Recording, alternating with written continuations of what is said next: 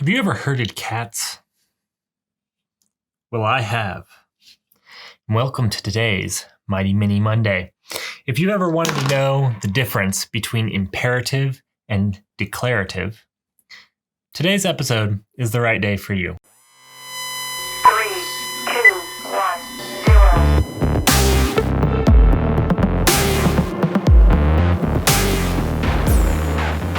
The No Channel.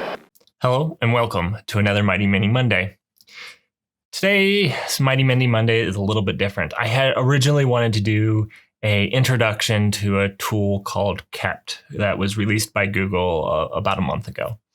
And what I realized is that really to do this well, it wasn't a short, sweet, simple little introduction, little tidbit.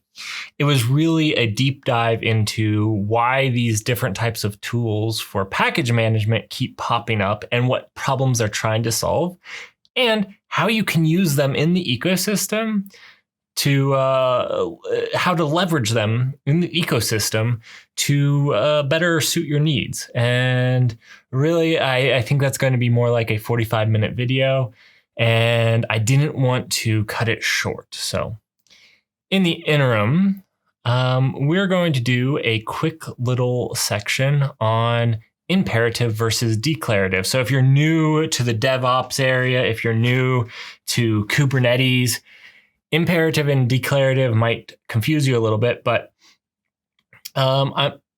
let's try to just break it down a little bit and make them some easy, understandable points. So if you looked up the definition of imperative and declarative in the English dictionary, it's not super clear as to exactly what they might mean. And so let's go into it. Declarative at its core is where you want to declare your desired state and trust the tool to handle it. So whatever tool that happens to be, you state a state and expect the tool to be able to figure out the steps needed to get your infrastructure in that desired state. Imperative would be something where you define each state that you want to happen to get something in a desired state. So do this. If it fails, do this other thing. If it doesn't fail, do this thing.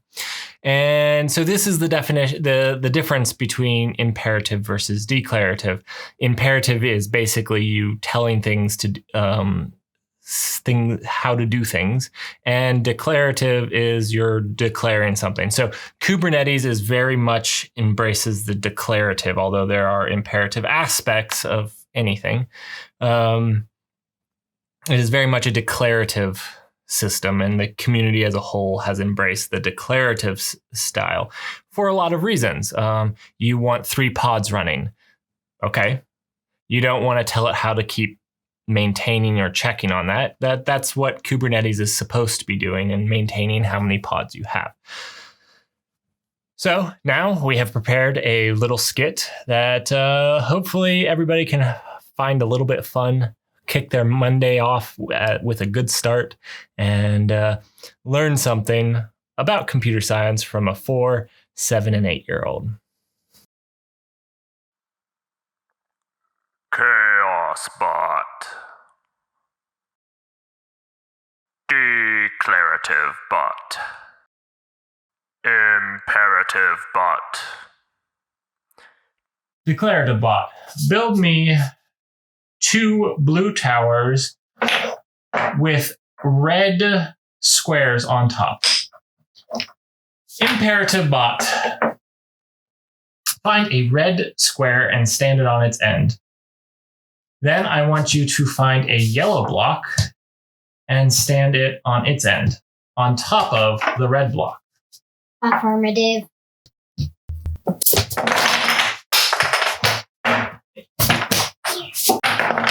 Affirmative. Declarative bot. I would like a yellow tower 3 blocks tall. Affirmative. Imperative bot. Find a red block and stand it on its end. Affirmative. Find 2 green cylinders and Affirmative. place them on their ends on top of the red block. Find a yellow block. Place that yellow block on top of the green cylinders. Affirmative.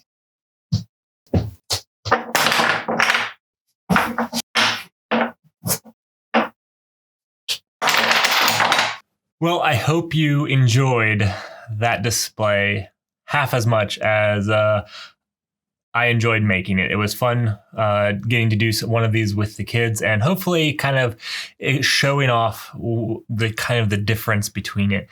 So just to give a few more examples, a imperative would be like a command line where you query the status, like Git. Git would be a good example. You query the status of your current repo.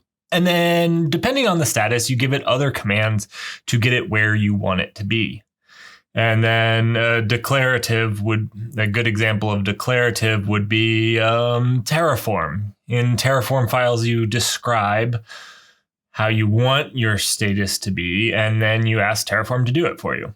If you enjoyed this video, liked it, if you want to see more 4, 7, and 8-year-olds teaching or learning computer science, leave a thumbs up. If you didn't like it, don't you dare thumbs down it because my children's moral support is on the line.